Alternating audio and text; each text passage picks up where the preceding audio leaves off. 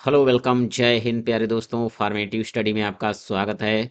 Delete second semester की सभी विषयों की क्लासेस धीरे धीरे स्टार्ट हो रही हैं। तो अगर आपने अभी तक अपनी पढ़ाई स्टार्ट नहीं की है तो शुरू कर दीजिए। इससे पहले देखिए, वर्तमान भारतीय शिक्षा का ये जो फर्स्ट पेपर आपका है, वर्तमान भारतीय शिक्षा, इसका एक चैप्टर कंप्लीट हमने कर लिया है। तो अगर आपने इससे पहले वाली क्लास नहीं देखी है तो वो चैप्टर एक बार जरूर आप पढ़ लें, ठीक है। और ये देखिए, आज दूसरा चैप्टर हम शुरू करने जा रहे हैं। तो दूसरा चैप्टर है, देखिए, शिक्षा के उद्देश्य एवं वर्तमान भारत में शिक्षा के उद्देश्यों को प्रभावित करने वाले कारक। ये जो चैप्टर है आपका बहुत ही छोटा सा चैप्टर है, ठीक है। इसको भी हम एक ही क्लास में समाप्त कर लेंगे। तो अब देखिए, दो चैप्टर आपके कंप्लीट हो जाएंगे। तो ये लगातार आप क्लासेस लेते रहिए, जिससे कि आपका धीरे धीरे रिवीजन भी होता रहेगा और आपको पता भी नहीं चलेगा। इसलिए आप डेली डेली जो जो क्लासेस दी जाएं वो सारी क्लासेस अटेंड करिए, ठीक है। तो चलिए, बिना देरी किए हुए क्लास को स्टार्ट करते हैं। तो चलिए हम समझते हैं शिक्षा के उद्देश्य। शिक्षा के उद्देश्य।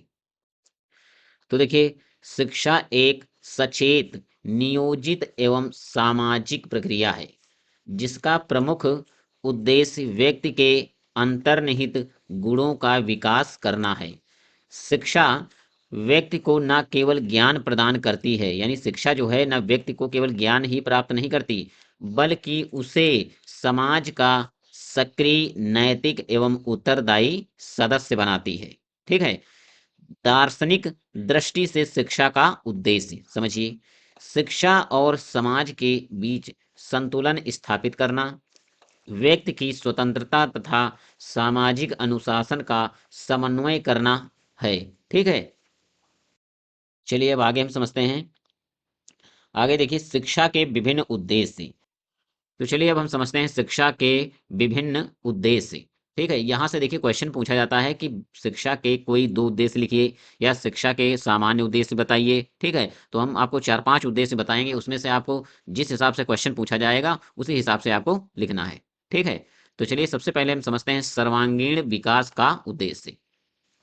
तो देखिए, आधुनिक शिक्षा का मुख्य उद्देश्य बालक के शारीरिक, मानसिक, बौद्धिक, भावनात्मक और नैतिक पक्षों का संतुलित विकास करना, ठीक है। यह उद्देश्य शिक्षा को केवल बौद्धिक गतिविधि ना मानकर एक समग्र जीवन प्रक्रिया के रूप में देखता है, ठीक है। यह क्या है? सर्वांगीण विकास का उद्देश्य। चलिए आगे हम समझते हैं। अगला है, देखिए, सामाजिक अनुकूलन का उद्देश्य। तो देखिए, शिक्षा व्यक्ति को समाज की रीतियों, परंपराओं, मूल्यों और नियमों से परिचित कराती है। इसके माध्यम से व्यक्ति समाज के साथ अनुकूलन करना सीखता है, ठीक है, और सामाजिक जीवन को सुचारू बनाता है। यहां से एक क्वेश्चन पूछा जाता है, शिक्षा का सामाजिक उद्देश्य बताइए, ठीक है। बस आपको इतना ही लिखना है। चलिए आगे हम समझते हैं। अब है, देखिए, नंबर तीन, चरित्र निर्माण का उद्देश्य। तो देखिए, नैतिक शिक्षा के माध्यम से शिक्षा का उद्देश्य व्यक्ति में सदाचार, आत्मसंयम, कर्तव्यबोध और जिम्मेदारी का विकास करना है। बिना चरित्र के ज्ञान को अधूरा माना गया है, यानी बिना चरित्र के ज्ञान को क्या माना गया है? अधूरा माना गया है। चलिए आगे हम समझते हैं। चलिए अब हम समझते हैं आजीविका एवं आत्मनिर्भरता का उद्देश्य। तो देखिए, व्यवहारिक दृष्टि से शिक्षा का उद्देश्य व्यक्ति को जीवन यापन योग्य बनाना है। आधुनिक शिक्षा व्यक्ति को रोजगारोन्मुख कौशल प्रदान कर उसे आर्थिक रूप से आत्मनिर्भर बनाती है, ठीक है। चलिए अब आगे हम समझते हैं।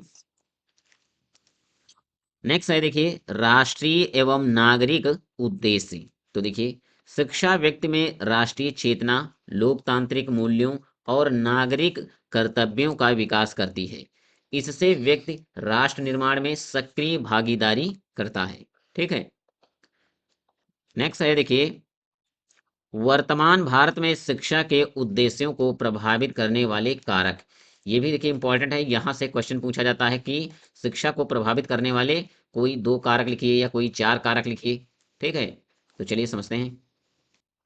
तो देखिए, शिक्षा के उद्देश्य स्थिर नहीं होते, ठीक है, बल्कि वे समाज की आवश्यकताओं, और परिस्थितियों के अनुसार परिवर्तनशील होते हैं।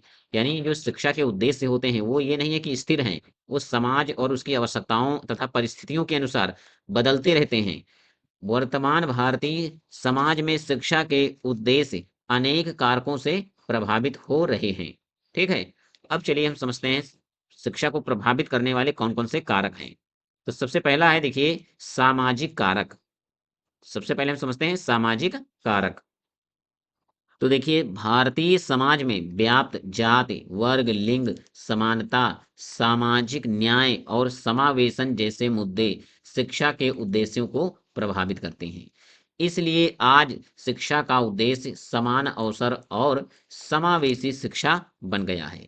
ठीक है, नेक्स्ट है देखिए आर्थिक कारक।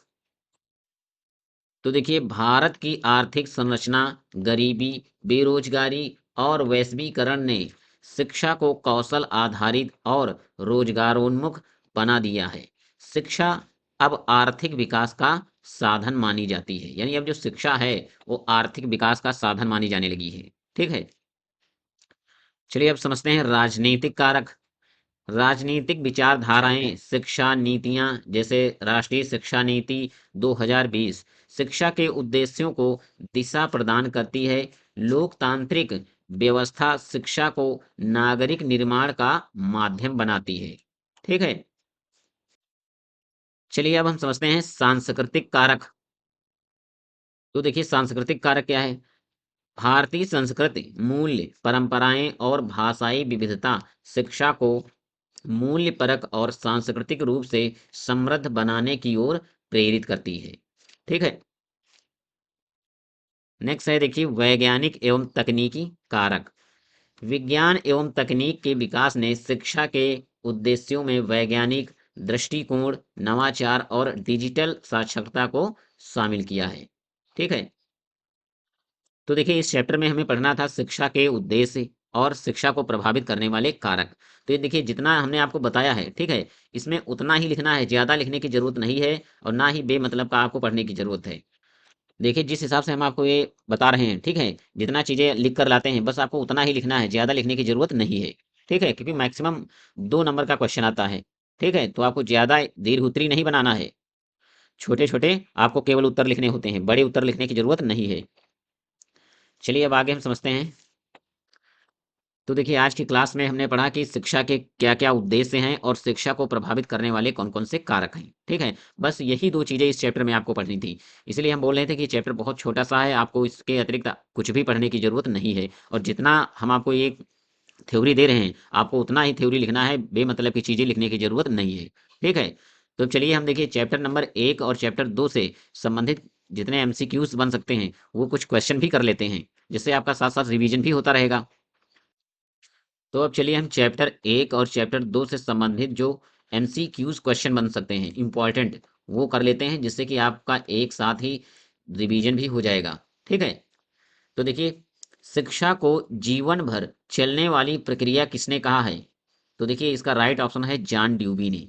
ये फर्स्ट चैप्टर का क्वेश्चन है। अगला क्वेश्चन है देखिए, अगला क्वेश्चन है शिक्षा का संकुचित अर्थ किससे संबंधित है। तो देखिए विद्यालय और पाठ्यक्रम, यानी शिक्षा का जो संकुचित अर्थ है तो विद्यालय और पाठ्यक्रम से संबंधित है। अगला क्वेश्चन है शिक्षा वह है जिससे मनुष्य के भीतर निहित पूर्णता प्रकट होती है, यह कथन किसका है। इसीलिए देखिए हम जब डेफिनेशन बता रहे थे कि कहा था कि ये सारी डेफिनेशन आप नोट कर लीजिए, समझते चलिए, क्योंकि इससे भी क्वेश्चन बनते हैं। तो यानी ये परिभाषा किसने दी है, तो इसका राइट ऑप्शन होगा स्वामी विवेकानंद ने। ठीक है, नेक्स्ट है क्वेश्चन शिक्षा को द्विमुखी प्रक्रिया किसने माना। तो शिक्षा को द्विमुखी प्रक्रिया किसने माना, जॉन ड्यूबी ने। ठीक है, ये मोस्ट इंपॉर्टेंट क्वेश्चन है, ये आता जरूर है क्वेश्चन। नेक्स्ट क्वेश्चन है शिक्षा को त्रिमुखी प्रक्रिया किसने कहा, यानी शिक्षा को त्रिमुखी प्रक्रिया, तो इसका राइट ऑप्शन होगा जॉन एडम्स ने। ठीक है, अगला क्वेश्चन है शिक्षा का कौन सा उद्देश्य चरित्र से संबंधित है। तो ऑप्शन ए है बौद्धिक, ऑप्शन बी है व्यावसायिक, ऑप्शन सी नैतिक या ऑप्शन डी सामाजिक, तो इसका राइट ऑप्शन है नैतिक। ठीक है, नेक्स्ट क्वेश्चन है वर्तमान भारत में शिक्षा को सबसे अधिक किस दिशा में मोड़ा जा रहा है। ठीक है, तो इसका राइट ऑप्शन होगा बी रोजगारोन्मुख की ओर, यानी रोजगार की तरफ। ठीक है। नेक्स्ट क्वेश्चन है, राष्ट्रीय एकता और लोकतांत्रिक मूल्यों का विकास किस उद्देश्य से संबंधित है? तो राइट ऑप्शन होगा देखिए राष्ट्रीय से। ठीक है। अगला प्रश्न है, शिक्षा के उद्देश्यों को प्रभावित करने वाला सामाजिक कारक कौन सा है? ठीक है। तो ए ऑप्शन है औद्योगिकरण, या फिर तकनीकी विकास, जात एवं लिंग भेद, या वैश्वीकरण। तो इसका राइट ऑप्शन होगा जात एवं लिंग भेद। अगला प्रश्न है, एनईपी 2020 किस कारक से संबंधित है? आर्थिक, सांस्कृतिक, राजनीतिक, या वैश्विक। तो कौन सा राइट ऑप्शन है? तो देखिए इसका करेक्ट ऑप्शन है राजनीतिक। ठीक है। अगला क्वेश्चन है, डिजिटल शिक्षा किस प्रकार के अंतर्गत आती है? यानी सामाजिक शिक्षा के, या सांस्कृतिक, वैज्ञानिक एवं तकनीकी, या आर्थिक। तो इसका राइट ऑप्शन होगा वैज्ञानिक एवं तकनीकी। चलिए नेक्स्ट क्वेश्चन है देखिए, शिक्षा के उद्देश्य स्थिर नहीं होते बल्कि होते हैं सीमित, परिवर्तनशील, या अस्थायी, या अव्यवस्थित। तो इसका जो करेक्ट ऑप्शन होगा वो होगा परिवर्तनशील। यानी शिक्षा के उद्देश्य स्थिर नहीं होते बल्कि क्या होते हैं? परिवर्तनशील। तो चलिए आज की क्लास को हम यहीं पे विराम देते हैं। अगर आपने वीडियो को लाइक नहीं किया तो लाइक कर दीजिए, चैनल को सब्सक्राइब नहीं किया तो सब्सक्राइब कर दीजिए। मिलते हैं नेक्स्ट क्लास में, तब तक के लिए जय हिंद।